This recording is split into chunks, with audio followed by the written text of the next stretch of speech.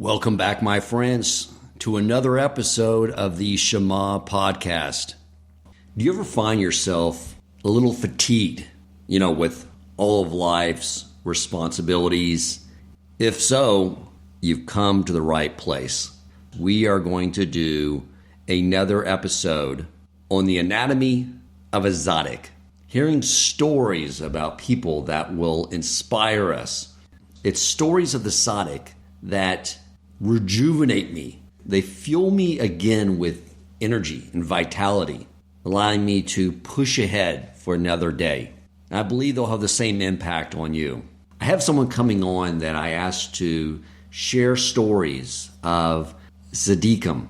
He may choose to speak of those that have passed, those that are alive. I'll let him choose that. But I decided I wanted to begin by sharing a story of a Tzadik that I personally know that you will find very inspiring. The person is a rabbi who has dedicated his life to teaching Torah, to reaching out to Jews, to be there to inspire them and get them to understand the beauty of being a Jew, teaching them the wisdom of Torah and bringing them closer to Hashem.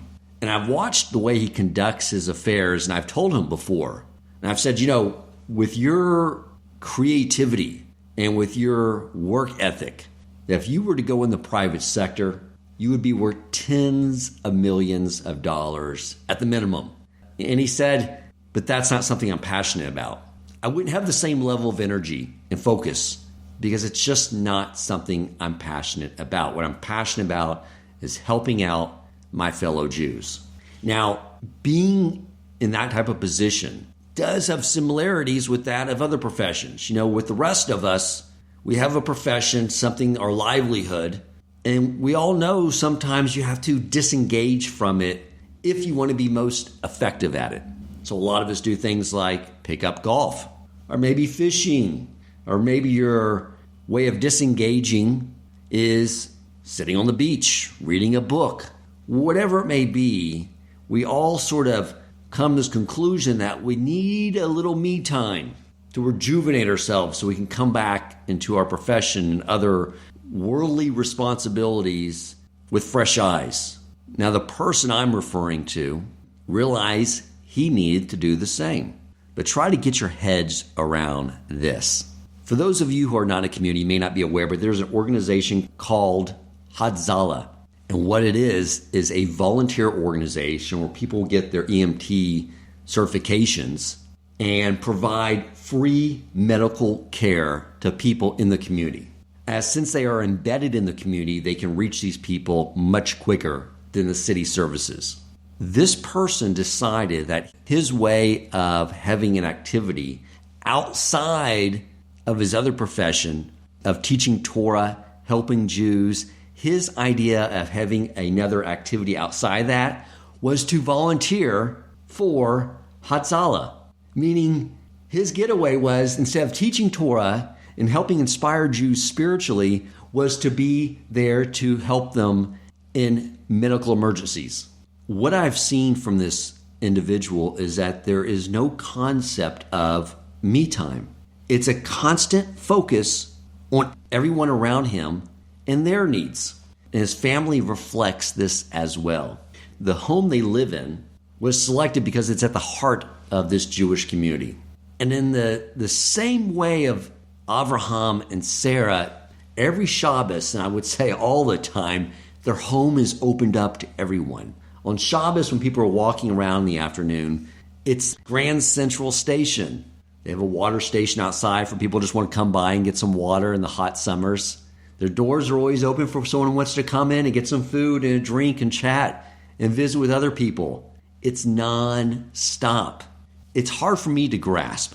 I'm someone that likes to engage with the world but needs to pull back and sort of just go into my internal world. So to me, this is just the most amazing thing.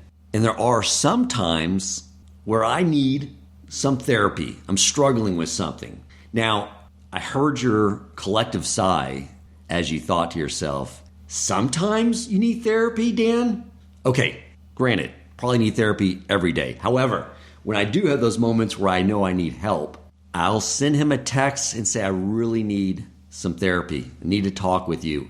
And he always, regardless of how busy his schedule is, he always makes time for me. And when I go to his home office carrying the weight of the world on my shoulders, I always leave his office light, with clarity and focus. You know, when my family and I were living up in the suburbs, in a very pristine little community in a bubble of the woods, perfectly manicured yards, we had our home custom built, selecting every detail for the aesthetics. We had an interior decorator come in, choose color schemes, buy artwork. We bought new furniture for it. We had landscapers come in, design it to be aesthetically pleasing. But we realized we wanted to be in a community. So I called a real estate agent up and I said, find us a home. We want to be in this particular community and in this particular area of the community. And he basically said, that's easy. There's only one option. Let's go out and check it out. So we go to this home. We walk in through the front. There had just been some foundation work done. So the gardens around the front not only contained dead shrubbery, but mountains of mud and concrete. The metal siding around the gardens was so old and rusted, it was popping up in the air. We go inside the home. The blinds, I'm fairly certain, were the original install when the home was built in 1980. Broken, most didn't work. The aesthetics of the walls were old intercom equipment that didn't work, old alarm systems that were very large that didn't work. There was a hole in the roof that was allowing water to come in two of the bedrooms and also allowing a family of possums to live in the attic. When we walked out into the backyard, it had been so unattended for so many years that some of the weeds were as big as trees. The concrete and mud along where the gardens used to be, in conjunction with the fact that the patio concrete had sunk, was causing a mudslide along the patio. We walked back inside with the realtor, and my wife and I looked at him and said, is this really the only option? We'll buy, we'll rent. We're open to that, but is this the only option? And he said, yes, this rental is your only option. My wife and I looked at each other. We smiled and said, then it's absolutely perfect. We'll take it. You see, my friends, the reason this home was perfect was because it was where we wanted it to be, just a few houses away from the person I just mentioned to you. And this has evolved over time because as we've gotten to know our neighbors, as they've graciously have invited us to their homes for Shabbos or Yom Tov, and we've gotten to know them, every time we get to know one of our neighbors, our home value increases in our eyes to where now this is the finest home we have ever lived in. When you are around people like this, the task of breaking yourself from materialism becomes so effortless that I don't even believe there's merit involved in it. So I have someone coming on, as I mentioned, and who is my guest? It's the very person I was just describing to you. It is Rabbi Aryeh Wolbe, the executive director of Torch and host of the Jewish Inspiration podcast and co-host with Rabbi Nagel of the Unboxing Judaism podcast. My friends, we always need some inspiration. I think what I just shared with you alone should make you feel that knowing that there are people like this in the world to look up to, that we know are there for us, should give us the confidence that we can accomplish anything and everything that we set out to do. Welcome to the Shema podcast, the podcast for the perplexed, where Torah insights intertwined through personal stories as well as interviews with leading Torah scholars demonstrate the empowering qualities of Torah and mitzvot. For more great Torah learning through Torch, the Torah Outreach Center of Houston, go to torchweb.org. Now to the show. Welcome, Rabbi Aryeh. And for those listening, I have another amazing special guest, Yitzi Wolbe. and he's going to have some brilliant stories to share as well. So, Rabbi Aryeh, let's get to it. Inspire me. Tell me some amazing stories. One of my favorite things I've ever heard from my rabbi was the idea that Torah, the King David says, Torah is like honey. Mesukim midvash v'nofes tzufim. The Torah is sweet like honey. But you wonder, of all of the different things the Torah could be compared to, why would King David choose honey specifically as the example of what the Torah is like? So, of course, we know the Torah is sweet like honey. The Torah is, it's so full of flavor, and it helps enhance all of the other foods, all of the other parts of your life. But there's something which is so fundamental that really defines what Torah is. The halacha says something really interesting. It says that if you put nevela is something which is not kosher, say pork, God forbid, right, falls into your dish of honey, and it sits there for many, many months. It was 6 to 12 months or something. I don't remember the exact source and the exact time frame, but an extended period of time, not just honey glazed. So if you then take out the nevela from the honey, you can eat it. Why? Because the honey is so powerful that it completely extracts everything that's in it, and it becomes honey. Everything that's in it becomes honey. And our sages tell us that is the Torah. The Torah is that even if someone comes into Torah impure, the Torah extracts all of those impurities and they become Torah as well. And we see this from Rabbi Akiva.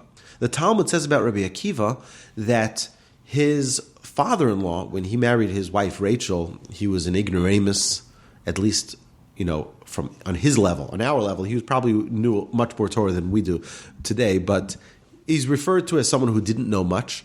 He was 40 years old. He meets his wife, and his father-in-law was so upset that she was marrying this shepherd, Akiva. He made a vow that she will never benefit, and he will never benefit from his wealth. So now we know many years later, Rabbi Akiva comes back and he has 24,000 students, and he is the be-all and know-all of Judaism, and he's the leader of the Jewish people. And he just comes, his father-in-law is so happy to invite him into his house and to give him and to share a nice brunch with him. And the Talmud asks, 1 second, didn't he make a vow?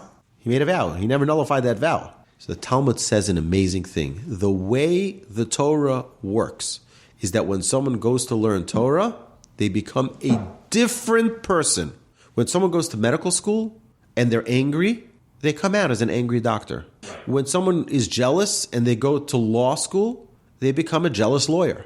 It doesn't change the traits. You get more knowledge, but it doesn't change who you are. But when someone goes to learn Torah, they become completely transformed. I've seen it with my own eyes, both in myself, I've seen it in other people. People who had negative traits that are beyond, like you wonder, how can a person ever overcome this? But they sit and study Torah, and the Torah completely transforms who you are. I was thinking of the qualities of honey outside of being very sweet, but it's also very sticky. I'm wondering if that's what you're referring to. It does sort of stick to you in a way that does change who you are. It has that ability unless you wash it off. And the hope is that we keep it and we stick it to ourselves and we keep it part. I want to share with you an example of an amazing person, Rabbi Yaakov Kamenetsky. Rabbi Yaakov Kamenetsky was just, his face glowed with a joy, with a happiness. He smiled. It lit up the world. And at his funeral, there were tens of thousands of people at his funeral. I was fortunate to be at his funeral. It was 1986. I was 8 years old. And at his funeral, there was a nun there. Here's a great rabbi. In the streets of Brooklyn, there's a nun at his funeral. So they asked the nun, what are you doing at the rabbi's funeral? She says, this man was such a special man. Every morning he would pass by the monastery where we were. Every morning he passed by, he said, good morning. Every morning he passed by, he said, good morning. He said, I knew this wasn't just a man. This was someone who was great. Greatness doesn't necessarily mean that you're isolated from the world. Greatness doesn't mean that you're in your little box and you're completely removed from the world. On the contrary, it's you recognize that every human being has value and every person is great. And you can bring out that light in other people just by being who you are. I want to tell you an amazing story about one of my children I hope he doesn't hear this podcast because he's going to be embarrassed. But it really is, if you want to know what real greatness is, listen to this story. It is unbelievable. So I have one of my pet peeves. All of my children know this. You don't touch the food at Kiddush in shul till after the rabbi says, Borei Pri Hagafen. Till the rabbi doesn't finish the Kiddush, you don't touch the food. You don't even touch a plate or a fork. You don't put anything on your plate. Don't take a cookie. Nothing. Right, but that's hard to do because it all looks so amazing and sitting out there. It's all displayed and everything is ready to go and everyone is grabbing and putting things on their plates. It's one of my things. My kids know I get so irritated because it's just not right. It's just not right. It's like, don't eat with your eyes. Just like take it easy, take a deep breath. The food's not running away. There'll be enough for you. So this is now going back, my son then, now he's 15. He was probably 7 or 8 years ago. And we used to daven at the early minyan at 7 o'clock, and we would be done by about 9 o'clock. We would have Kiddush. We were at the Kiddush that Shabbos. And I'm looking, I wouldn't ever, in front of anybody else for sure not, I would never reprimand my children, but I wasn't even testing him. But I saw him at the other end of the table, and he's sitting there with his head on his hands and looking at this delicious chocolate babka. Okay, and it is juicy babka, and he's looking at it, and there are about 6 pieces left on that tray. And, the rabbi slowly gets into the room, and he's about to fill up his wine cup with the grape juice or with wine, and he's about to begin making Kiddush, and another piece of cake gets taken, and another piece of cake gets taken, and I'm looking at him like his eyes are welling up almost, that there's not going to be any more cake left for him. And the rabbi starts saying, Al Kain Beirach, you need the introduction to the blessing, and another piece of cake goes, and another piece of cake. Now there are only 2 more left, and the rabbi starts, Baruch Atah Hashem, and one more piece of cake is taken. There's only 1 more left. And he's like, Asher Kidishanu b'mitzosav v'tzivanu. No, he doesn't say that, but he says, Borei Pri Hagafen. And as he's saying that last word, someone puts their hand in and takes that last piece of cake. And I see my son's eyes from across the room. I see how his eyes sort of drop and I cannot believe it. It's like the one piece of cake that was left is gone now. And I didn't tell my son that I saw it. That Shabbos afternoon, we had a big crowd at the table, and I said, I want to just stop for a second and acknowledge a great person in our midst. And I said the story. And I said, and that boy was Shlomo, my son. I said, do you know what it takes to know that it's the wrong thing and it's sitting there right in front of you, or you're going to wait till it's the right time? And then it's just pulled right from in front of your eyes. I said, I'm telling you that this week I'm going to take Shlomo to the store and I'm going to buy him an entire babka for himself so that he can know that such an amazing deed will get rewarded. If not by his father, our Father in heaven will have plenty of ways for him to realize when you do the right thing, you'll be rewarded. But what I want you to understand, Dan, is that it takes such enormous strength, such character, to be able to overcome an urge, a desire the way he did. It was so remarkable. I mean, that is greatness. It's like, how many of us would be able to withstand such a challenge?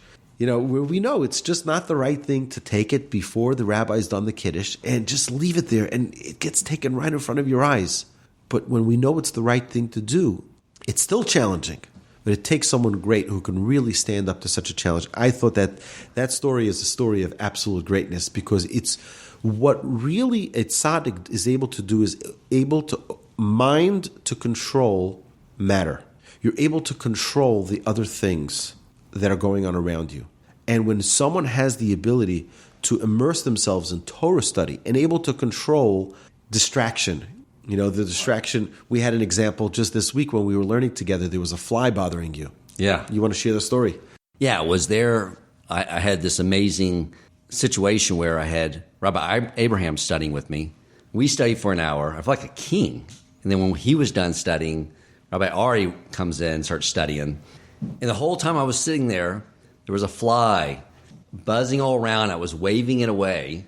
And then finally you share with me, Rabbi Aryeh, it's like you said, that is what the Yetzer Hara is, just bequested Hashem, create a challenge for this guy, see if he can focus.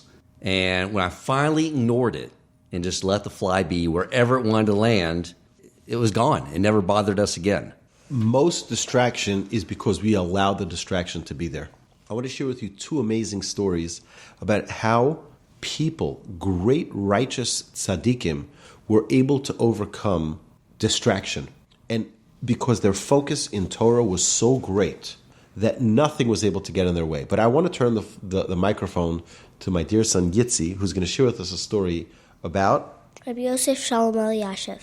Beautiful. Let's go. My next new Wolbe podcast star. Rabbi Yosef Shalom Eliashiv was learning his Gemara and everything else. A tractor passed by him. He didn't even realize it. And that same day, there was a man fixing his sink, and he didn't even realize it because he was just learning. An hour later, another tractor passed. He didn't even realize that again. Another one passed. It was even louder than before. He went to get a drink. His sink was already fixed. He was like, how did the sink get there? And then his wife was like, I don't know. Maybe you were just learning and you didn't hear it. So what happened is that the wife of Rabbi Yashiv told the fixer man the plumber who was fixing their sink, he was trying to be very quiet, not to disturb the rabbi from learning. She's like, you can make as much noise as you want, he won't hear you. Because he was so immersed in his Torah study. The tractor passing by, he didn't hear. The bulldozer passing by, he didn't hear. And the person fixing the sink, he had no idea that the person is banging away, removing a sink, putting in a new sink, had no idea. He just comes in, he's like, how did this sink get here? Like, that's total being completely immersed in thought, in concentration, in focus is one of the keys to greatness. I want to share with you one more story that I've told to Yitzi many times. We've read this in a book together. Rabbi Ovadia Yosef, Chacham Ovadia Yosef, was once due for he needed to get a test, which was a very, very painful test. And typically they put people into general anesthesia. And he tells the doctor, absolutely not, no general anesthesia. They're like, it's really painful. It's worth it for you to just be put under for this test because it's very painful. He's like, no. He tells his assistant, go down to the synagogue in the hospital. There's a synagogue in the hospital, and bring me a Talmud. He says, which one? He says, any. And he goes, he brings him a Talmud, and the rabbi looks in the Talmud. He starts focusing and concentrating, and he tells the doctor, he says, you can begin your procedure. And he's in a complete focus. They do the procedure, and, a short time later, he turns to the doctor and he's like, can you guys start already? And they're like, no, we're done already. He had no idea. His focus in Torah was so intense that all the noise in the world, all the pain in the world didn't exist because of his focus in study. It's something which is remarkable. I remember when I would come to my grandfather and he'd be in the process of thinking and preparing for his discourse, for his lectures, and he'd be sitting there, and to most people it would look like he was just sleeping. He was so immersed in thought that you can bang on the table, you can yell and scream, and he wouldn't hear you. And if I didn't actually nudge him with my hand, which I would only do if it was a real emergency, you wouldn't be able to distract him. In fact, my grandfather would say that before we walk out to the street and get distracted by all of the different sights that we see in the street, he would say, open up a book of Torah, look at a verse, look at a Mishnah, look at a line of the Talmud, and just immerse your mind in thought. The great Brisker Rav, his father, would learn with him Talmud, and then he would have him stand by a window and look out the window onto the marketplace and review the Talmud in his mind. And they asked him, why would your father do that to you? He says, so my father was training me to be able to be immersed in Torah thought even when all of these distractions are around me. And that ability to be able to remove all of those distractions, to be able to remove all of the, quote, delicacies of the world. There's so many distractions, and to stay focused is really one of the attributes of a tzaddik. And you look at one of the main problems in our world today with electronics is that everyone's attention span has shrunk to about 15 seconds. Teachers are struggling with this, how to keep someone's attention for any amount of time at all. I read this book called Deep Work by Cal Newport. And one of the things he was learning as he was investigating how to get people to concentrate was he went with a friend of his who was Jewish to the morning Talmud study to observe what they were doing, about how they just would start their morning focused on this complex text and is what allowed them to stay focused on their other activities throughout the day. Shows the power of Torah and why it's needed now more than ever. That's correct. And the more a person is able to remove all of those distractions, that fly that was bothering you, the Yetzer Hara that was bothering you, is in a different form with a cell phone. It's in a different form with radio and television and internet and deals and Amazon, and all of these things that come up are different little distractions that the Yetzer Hara very craftily presents to us. He puts them in front of us as if, like a beautiful buffet of options. Just don't focus on Torah that's going to transform your life. But I want to just focus for a minute on, we mentioned Chacham Ovadia Yosef and his amazing ability to concentrate, but he was also very sensitive to people. He was once when he was 80 years old, it was just 14 years before he passed away, he was going in for a very big surgery. And he asked the doctors, doctors were getting everything ready for the surgery, and he said to them, "Are you ready to begin?" I said, "We're ready to begin." He says, "Now I need to leave, and I'll be back in 3 hours." So they said, "What? You're about to have surgery? 3 hours. I need 3 hours. I'll be back here 3 hours on the minute." His driver drives him home. He locks himself in his room, and 3 hours, he's back on the operating table. And he has the surgery, and everything goes fine. After, they asked him, "What did you need the 3 hours for?" He said, "Look, I didn't know that I was going to come out of the surgery alive." He says, "But I was in the middle of writing a responsa for an aguna. An aguna is a woman whose husband disappeared and didn't give her a get. And in such a case, she can't get remarried unless she either has verification that her husband died, or if the rabbi, through his brilliance, is able to figure out a way for her to be exempt from that marriage for whatever reason, And the rabbi was afraid that if he were to pass away from the surgery, this woman would be stuck for forever. And he was so sensitive to this woman's need, obviously, to be freed from this, that he said, "I just needed this time to remove her from this bondage," I would say. Amazing. But I want to share with you another amazing story. There was once a student in the yeshiva of the Chavetz Chaim who the Chavetz Chaim had heard he smoked a cigarette on Shabbos. And we know that's a biblical prohibition. It's really bad. So the Chavetz Chaim called him into his office. And that student of the Chavetz Chaim, 50 years later, related that changed his life for forever. And everyone's wondering, what did the Chavetz Chaim say? What did he say? The man became a great rabbi later. But he said, what did he say? He said the Chavetz Chaim didn't say anything. Chavetz Chaim didn't say anything. The Chavetz Chaim just embraced me, held my two hands wrapped by his two hands. And the Chavetz Chaim started crying.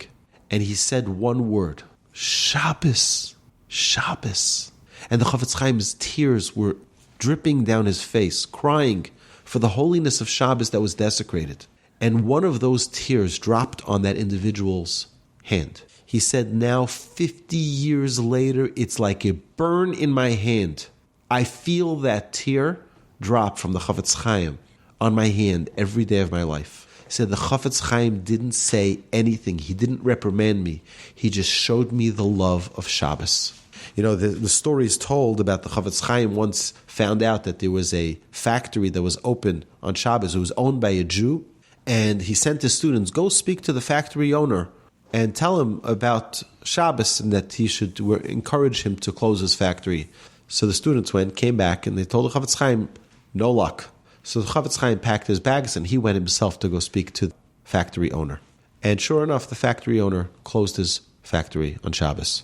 So the students asked the Chavetz Chaim, how come you were successful and we weren't? He said, because when he told you, he had a steel mill, and he told you that he needs the machines to be open, on Shabbos, because to get it to the temperature that it needed, it would take till Tuesday if you turned them off for Shabbos. And you started getting into all the technicalities of his business. He says, I don't run a steel mill. I don't run a business, but I do run Shabbos. I do love Shabbos. He says, I wasn't trying to sell him how to run his business. All I was trying to sell him was the enjoyment and pleasure of Shabbos. He'll figure out how to run his business. And it's the love the Chavetz Chaim had for every Jew. There's another story that Rabbi Basko just shared in the Spark this week, in the beautiful weekly publication. He shared a story of the Chavetz Chaim where he traveled to Russia to meet a very wealthy Russian Jewish businessman, and he asked him, his yeshiva was in desperate need of funds, and this wealthy Russian businessman gave him an enormous amount of money. The Chavetz Chaim looked at the money and started crying. And the businessman immediately tells him, I'm sorry, I didn't give you enough money. I'll give you more money. How much more money do you want? Chavetz Chaim says, no, I don't need more money. He says, I'm just sad that such a great person like yourself will suffer so greatly in the world to come because your factory is open on Shabbos. The Chavetz Chaim wasn't saying it to hurt this individual. He loved this individual. He saw the beauty, he saw the greatness of this individual. And he cared, he deeply felt the pain that this person is going to suffer so greatly because they desecrated the Shabbos. So the person said, I see your love for Shabbos is so great. I'll observe the Shabbos. In your honor, I'll observe the Shabbos. And indeed he did. And the Chavetz Chaim, wherever he went, he showered that love for every Jew. And the love for his own Yiddishkeit, for his own Judaism, that together is the gold mine of greatness. He didn't care about his own money. He didn't care about his own wealth, that's not the point. The point is, you have an opportunity to enjoy Shabbos and you're not enjoying it. It hurts me. It pains me.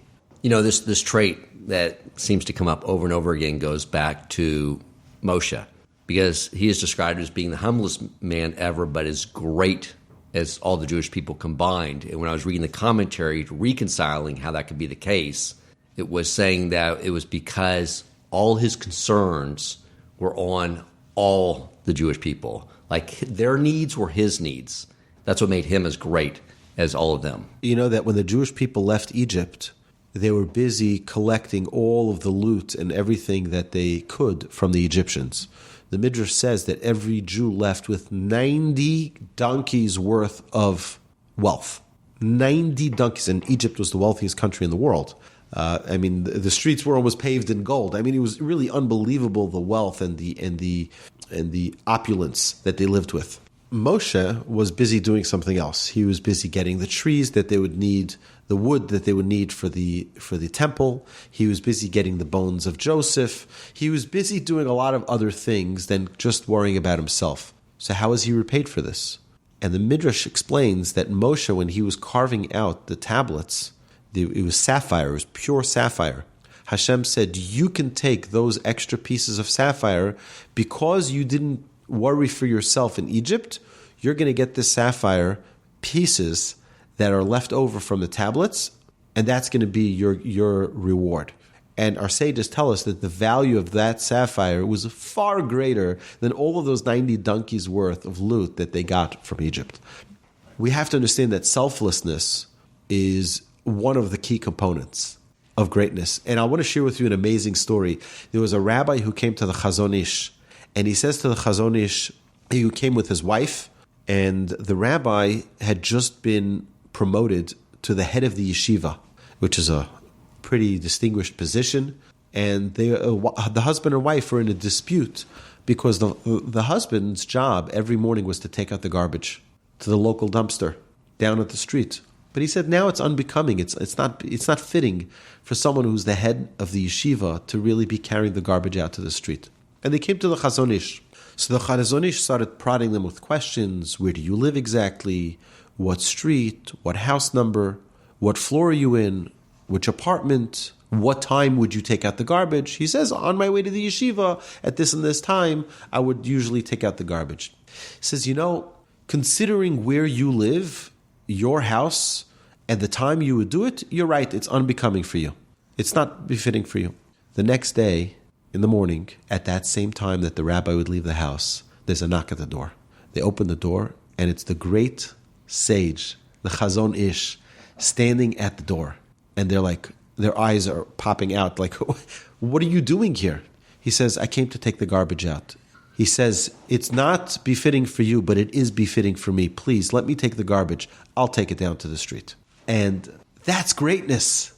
Because he was showing by example what it means to not care about what other people say, to do what's right, notwithstanding the circumstances we put ourselves into. He locked himself into a box where someone who is the head of a yeshiva shouldn't be, well, the Chazon Ish taught him otherwise. You know, early on my studies learned that the antidote to the Yetzer Hara is Torah. And it seems like what I'm hearing from your stories in the story I was telling in the intro is that what Torah study does is, as the antidote to the Yetzer Hara, is what the Yetzer Hara does is make us focus on ourself and all of our needs. And Torah study gets us to, focus on others around us. Primarily, the Torah, I'll just comment 1 second about the introduction. I wish everything you said in the introduction was true. Thank you very much for those kind words. And I appreciate it. But that's what I aspire to be. I aspire to become someone who's a tzaddik, someone who's great. So thank you for the encouragement that hopefully I took a single step. I try to take every day a step to try to be selfless. But really what we're trying to do in this world is trying to become God-like. Right. And God-like means that we're kind even when the person we're trying to be kind to will slap us in the face once. And again, imagine if your child, God forbid, right? Imagine your child says, "Dad, give me $10." You're like, excuse me? That's not the way you talk. You have respect. You talk to your father with proper, you say, "Please, Daddy, I'm going with my friends. Is it okay? Can you please give me $10?" Right? That would be a reasonable presentation. "Dad, give me $10." Who do you think you are talking to? So your child would go over and give you a punch and say, "I said, give me $10."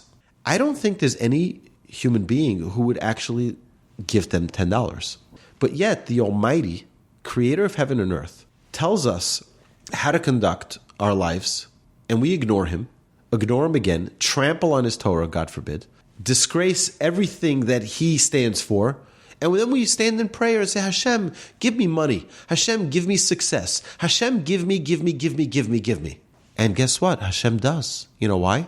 Because Hashem is all kind. Hashem is all kind. Hashem says, "I'm going to give you more and more and more because I believe in you. I believe that one day you'll realize your mistake and you'll come back. I realize that, I know your abilities, and therefore I'm going to continue to shower you with goodness so that one day, hopefully, you'll realize that we're in this together." Hashem is perfect in all his traits. We are not. We have those traits within us, but in a partial measure, which is why traits are called midot. They're called measurements, because we all have partial aspects of each trait. We're not a 10 in our kindness. We're not a 10 in our patience. We're not a 10 in our forgiveness. We're not a 10 in all of the magnificent traits that God has embraced us with. But throughout our lifetime, we're given the challenges that will help us reach and attain that perfection. And that's really the purpose of life. The purpose of life is to get to that level of perfection where we become Adam, man, which is Adameh, which is to emulate God. We want to be God-like.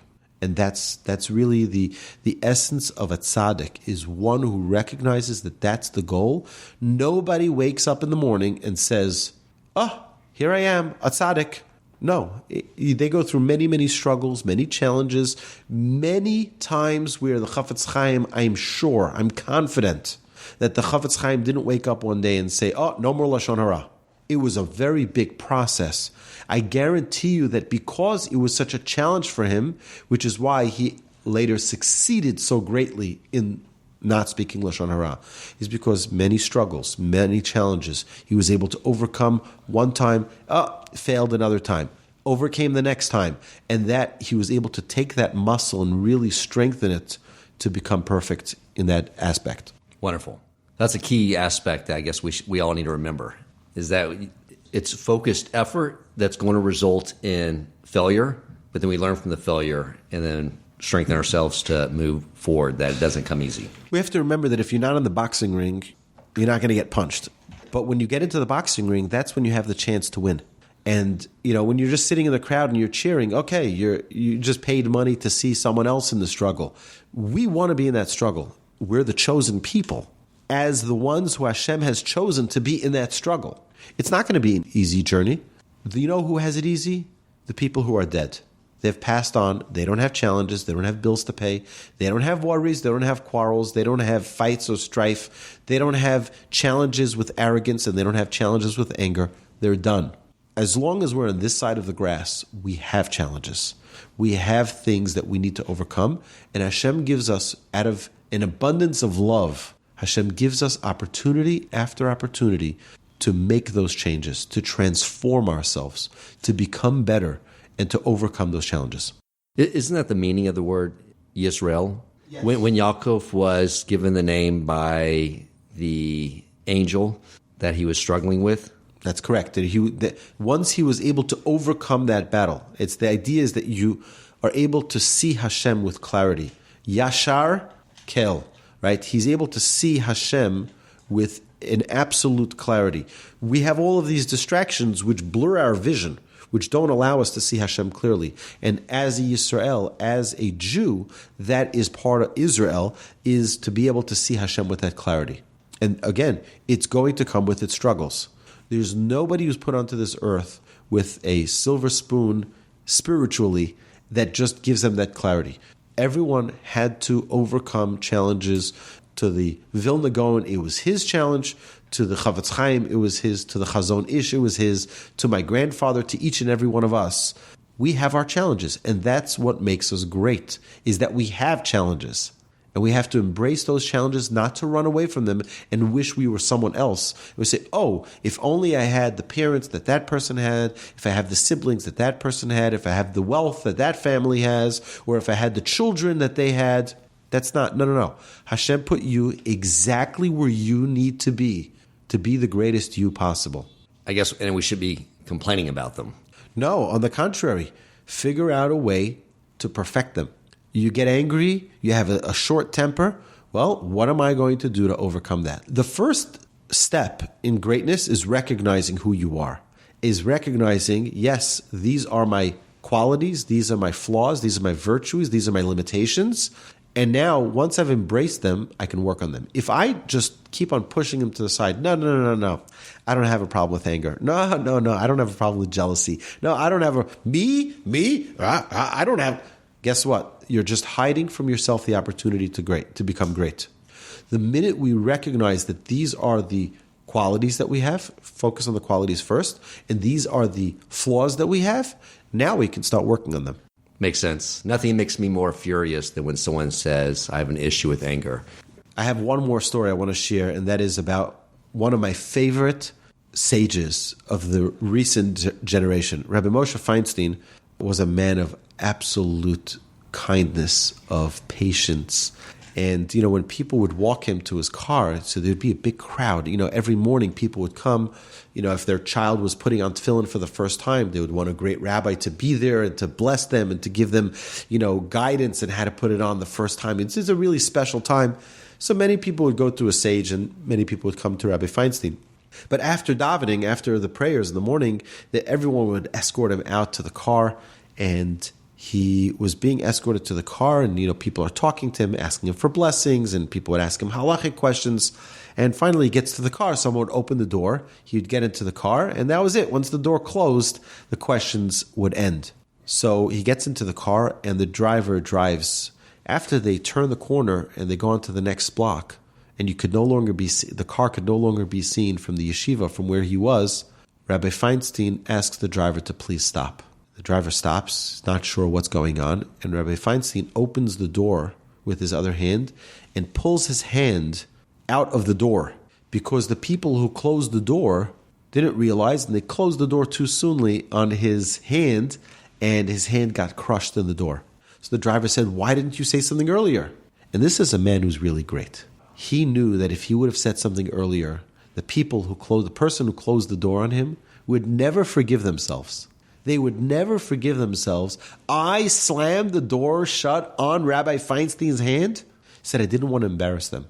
The Talmud says it's better for someone to go into a burning oven and die, burn themselves to a crisp, than embarrass someone in public. And that's what Rabbi Moshe Feinstein was trying to avoid. He did not want to embarrass this person. So it hurt him really badly, probably needed to go to the hospital to get his fingers repaired, but he would not want to embarrass someone publicly. And that was something which was so important to every one of our sages. Even Moshe, you see, Moshe did not want to embarrass the Jewish people unless it was absolutely unavoidable. And that is the key to greatness, is to recognize that every person's precious, every person has greatness within them, and to help every person bring it to light. And just the level of self-control, because if someone slammed my hand in a door, I would impulsively scream out probably a bunch of explicitives, not thinking about it in pain, but the level of self-control, like you've mentioned about your grandfather too, he didn't just impulsively react to anything. To anything, exactly. Impulse is something that needs to be controlled. It's default programming, but it can be overridden through Torah. Correct. And that, again, Torah is honey. And when you immerse yourself in Torah, you're able to transform everything that's within it with the sweetness of Torah. Beautiful, Rabbi. You know, I always forget before I bring you in here and have you share these stories that what I'm looking for is inspiration, because I'm challenged with something. We all are. But the reality is, what you always remind me of when you're done telling the stories is that I should be excited and ecstatic because I have the challenges. And sometimes I need to be reminded of that. Every person is facing a challenge. There's no one who's given a slip of, you're free to go. To one person, it's their health, and that is the communication from Hashem. To another person, it's their jealousy. To another person, it's their anger. To another, every person, there's nobody who's got a free ride. We've all got challenges, and we have to embrace them and utilize every fiber of our being to overcome those challenges and to attain greatness. Beautiful. Thank you, Rabbi, for sharing that. Yitzi Wolbe, can I bring you back on? Is there any other stories you want to share? So Yitzi is asking me to share a story on his behalf, a story that we discussed last night. I try to tell Yitzi a story every night when he goes to sleep. And I remembered a story about Rav Avraham Pam. He's actually my brother Yaakov's sandik. He held him during his bris and was a very, very special man. And it was one very snowy day. There was a blizzard in New York City. And he used to give a class in one of the synagogues in Flatbush. Every, let's say, Tuesday night, he would go to teach this class. And people would come and people would learn from him and hear his Torah. And there was one individual who would always fall asleep in his class. Okay, didn't have anything, offensive, to say to this individual. Obviously, it's at the end of the day, it's in the evening. He understands the person's probably tired. But either way, it was this snowy day. And Rav Pam is thinking, should he go to this class or not? Because most likely, no one's going to be there.